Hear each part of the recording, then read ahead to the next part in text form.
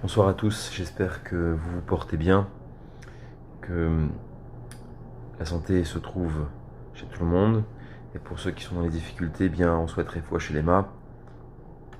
Béred Hachem, que Hachem il envoie la guérison totale à tous les malades.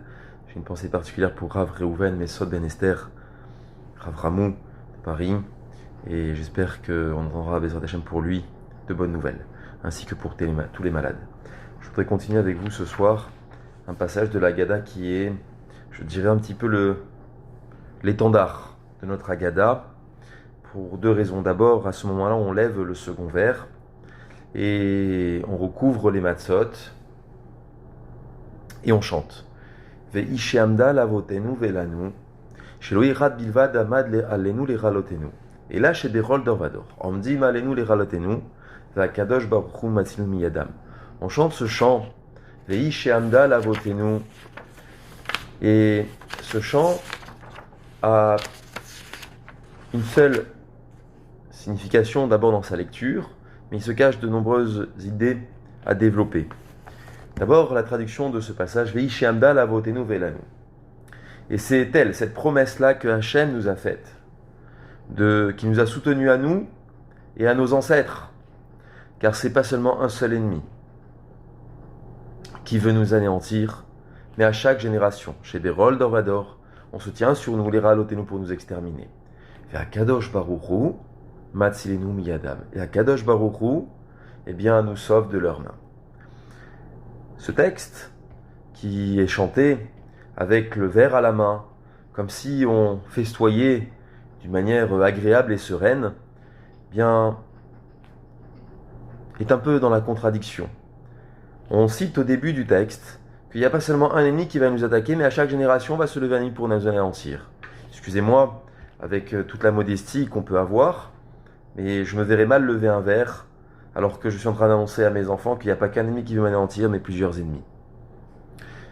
Moins qu'on lève le verre à la fin, qu'Akadosh Baruch Hu nous sauvera de leurs mains. Pourquoi faut-il chanter et montrer un signe de réjouissance et de bonheur au tout début de ce texte?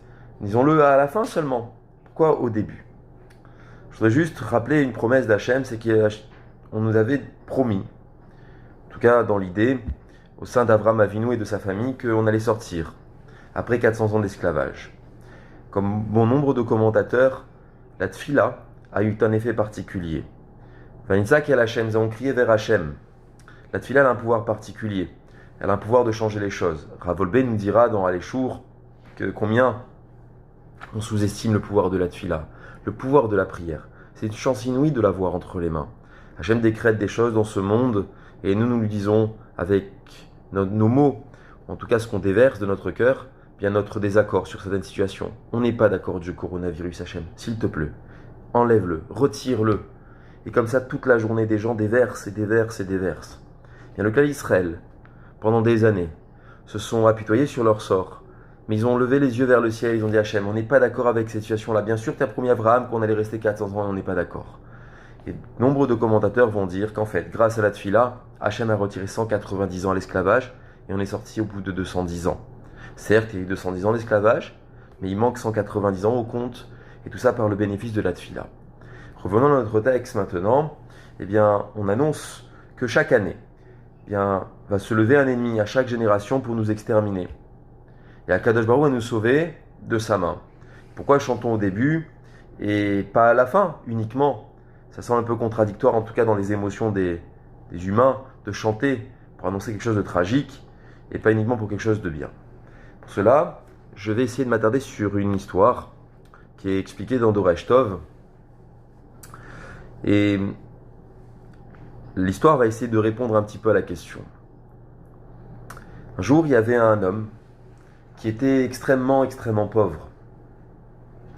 Et chaque jour, eh bien, il avait peur du lendemain parce qu'il n'avait d'abord ni de quoi se loger, mais encore moins de quoi se nourrir.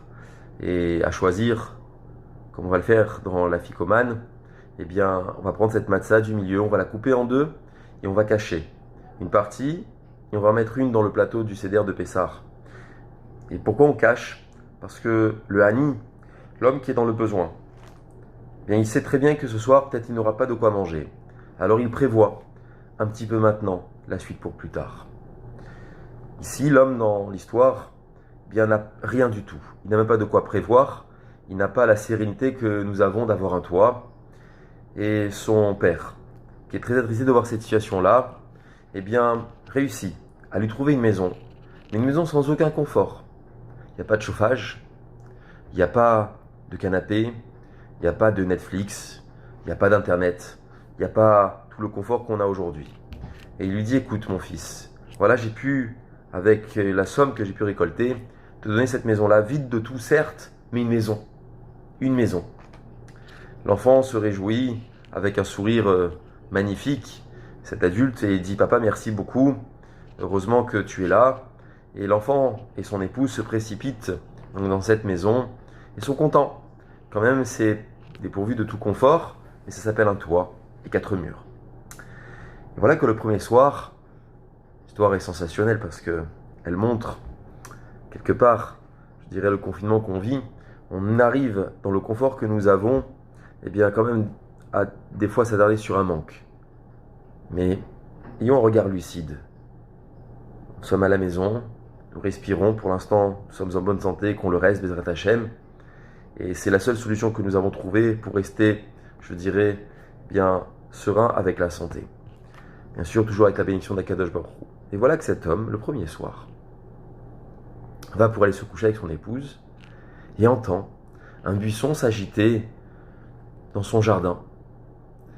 Il regarde par la fenêtre, il ne voit rien, et d'un coup, il sent que derrière la porte, il y a quelqu'un qui essaie de rentrer. Je vous laisse imaginer, encore une fois, la situation. Il n'y a pas de confort dans cette maison, il y a 4 murs, un toit. Et le premier soir, la personne se dit, mais qui veut rentrer chez moi? Il fait du bruit, il tape dans la maison pour faire signe qu'il y a quelqu'un dans la maison. Et les voleurs s'en vont. Il dit, chérie, je ne sais pas pourquoi, des voleurs sont venus. Ils ont essayé de rentrer, de forcer la poignée de la porte, mais j'ai fait du bruit, ils se sont enfuis. Le deuxième soir, il entend derrière la porte un homme et une femme discuter. Et ils font tout pour essayer de rentrer. Il dit, c'est là, il faut qu'on rentre. Et notre homme, pareil, qui est à l'intérieur, dit, mais qu'est-ce qu'ils peuvent chercher ici? Il n'y a rien, il y a 4 murs, un toit. Il fait encore du bruit pour faire fuir les voleurs. Et il y réussit. Le troisième soir arrive. Notre jeune homme avec son épouse se dit, pourvu que les commandeurs n'ont pas à revenir. C'est un peu flippant. C'est un peu rasratique quand même, comme ambiance. Et voilà que le troisième soir, des voleurs reviennent. Et là, pareil, il refait le même cinéma. Il fait du bruit pour faire en sorte qu'il y ait quelqu'un dans la maison. Les voleurs s'enfuient en courant à toute hâte et n'essaient pas de rentrer dans cette maison. L'enfant, ce jeune homme, avec sa femme, se dit, mais comment ça c'est que 3 soirs d'affilée, on essaie de nous cambrioler? Pourquoi? Qu'est-ce qu'il y a de si cher dans cette maison? Le 4e soir, lorsque tombe la nuit, le jeune homme sait pertinemment que les voleurs vont revenir. On est à 3 fois dans 3 soirs d'affilée. Et voilà que les voleurs reviennent. Et il entend derrière la porte, le trésor est à l'intérieur, mais il est enfoui. Voilà ce qu'il entend derrière la porte. La suite de l'histoire, je ne la connais pas parce que le Rav s'arrête ici dans Doresh Tov, mais c'est un petit peu la réponse à notre question. Pourquoi nous chantons au début de Veishamda en annonçant que plein d'ennemis vont se lever à chaque génération? Bien, la réponse, elle est la suivante. C'est que on a un trésor à l'intérieur de nous. On a quelque chose d'enfoui à l'intérieur de nous. Comme il dit le Razonish et nombre de rabbanim, voilà que tout le monde s'arrête sur ce tout petit pays qui s'appelle Am Israël. Comment comprendre cela? Tout le monde s'attarde. À l'ONU, 91% des sujets sont Israël. Voilà qu'aujourd'hui, même le pape parle d'Israël et dit que la seule chose qu'il y a à faire, c'est de faire comme les Juifs, de faire un Shabbat. Ou bien que lorsqu'on entend les nations du monde se soulever et nous dire, dans la période dans laquelle on se trouve, que les seuls qui pourront vivre cette période de confinement de manière, je dirais, sereine, ce sont le Am Israël, le peuple d'Israël, parce que c'est le peuple du livre, le peuple qui arrive à rester bien dans la sérénité. Quoi qu'il advienne et quoi qu'il arrive, on est regardé. Le Razonish nous dit, mais comment c'est que toutes les nations nous regardent de cette manière-là? Qu'est-ce qu'il y a chez nous? Pourtant, sur la carte, on a du mal à dessiner Israël, on a du mal à le trouver, et quand on met le point avec la mine d'un stylo, eh bien, on a rayé carrément Israël de la carte tellement qu'il est tout petit. C'est qu'il se cache en lui un trésor incroyable, un trésor qui est recherché par toutes les nations, un trésor que nulle nation ne peut avoir à part la nôtre. Et quel est ce trésor? Quel est ce trésor? Eh bien, ce trésor, c'est la Torah. Ce trésor, mes chers amis, c'est uniquement la Torah. C'est la chose qui nous différencie entre nous et les autres nations. Zoïa Siba, c'est ça la raison pour laquelle on lève la coupe et on chante au tout début. On dit chaque génération va se lever un ennemi pour nous exterminer. Mais s'il se lève un ennemi pour nous exterminer, c'est qu'il a compris qu'il y avait encore un trésor chez nous. Il y avait quelque chose de fondamental, de plus que dans les autres nations. Et donc, je chante pour dire oui, effectivement, j'ai cette chose-là si chère, qui est recherchée par tout le monde. Est-ce que moi j'en ai pris attention? Est-ce que moi j'en ai pris conscience de garder ce trésor-là? Juste pour terminer, encore un point qui est, à mon sens, important à dire. Un jour, le Rav Avraham Mordechai, le Admour de Gour, explique au nom de son père le Sfat Emet. Ce n'est pas seulement un qui va vouloir nous exterminer, mais à chaque génération, eh bien un ennemi va se soulever et va vouloir nous exterminer. Il a expliqué, le Rav Avraham Mordechai, qu'ici réside une des défaillances, je dirais, les plus vulnérables à tout peuple. Aujourd'hui, dans la société française, italienne, espagnole, allemande, anglaise et toutes les nations du monde, 70 nations, sont d'accord à l'unanimité qu'on doit se confiner et que ce n'était pas un problème uniquement d'une tête, mais de la nation entière. Chacun doit rester uni face à ce problème. Il dit Rav Avraham Mordechai, le clan Israël devient vulnérable aux yeux des nations lorsque on a une désunion. Lorsque dans le clan Israël, on est désunis, on est tous des individualités, on pense qu'à soi, on se regarde que soi. Alors effectivement, on devient vulnérable. Voilà pourquoi, dans le Vehi Shamda, on dit c'est pas seulement un, mais à chaque génération se soulèvera un ennemi. Parce que depuis la nuit des temps, depuis 2000 ans, eh bien, que le Beth Amikdash a été détruit à cause de la haine gratuite, on n'a pas retrouvé cette unité. On n'a pas fait l'effort de retrouver cette union, comme diraient les autres, l'union sacrée. Mais cette union, elle ne doit pas être seulement dans les mots, j'écris un joli mot, peut-être dans les actes, peut-être même dans la pensée. Et ça passe par l'amour. Demain, c'est Rosh Chodesh Nissan. On va commencer ce soir. Et nombre de rabbanim appellent à des jeûnes, nombre de rabbanim appellent à la tfila. Tous les gdoléadors, en tout cas, s'accordent à une chose, c'est qu'il faut prier dans la période dans laquelle on est. Il faut se renforcer dans la période dans laquelle on est. Il faut se concentrer sur les trésors que nous avons. Comme on l'a dit dans l'histoire précédemment, sur le trésor de la Torah. Où est-ce qu'on se trouve? On est à la veille de Rosh Chodesh Nissan, à l'introduction d'un mois exceptionnel qui s'appelle le mois de la délivrance. Le mois où on est devenu un peuple pour recevoir la Torah, c'est-à-dire le mois de Nissan, et le mois du miracle, puisque c'est le mois du Ness. Qu'est-ce qu'on doit faire? La seule chose qui nous est proposée, d'après l'unanimité des rabbanim, après chacun demandera à son rab s'il doit jeûner demain, ce qu'il doit faire au niveau de jeûne instauré par les gdoléadors, mais une chose revient, et là fait l'unanimité du peuple, c'est qu'on doit tous se tourner vers Akadosh Baruch Hu et lui demander quelque chose. C'est ça notre union.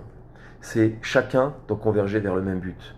Le but, c'est le trésor que nous avons, c'est la Torah, c'est la mettre à sa juste valeur, et autour d'elle, eh bien, demander à Akadosh Baruch Hu qui nous envoie le miracle tant attendu à l'entrée de Rosh Chodesh Nissan. Encore une fois, si Mashiach est là, Mashiach, Baruch Rabba, on l'attend. Nul homme ne sait quand est-ce qu'il va venir. Aucune personne peut dire il est là, il est à la porte, il est proche. En tout cas, c'est certain que nous devons l'attendre. Mais avant de l'attendre, c'est important de faire une introspection sur soi-même.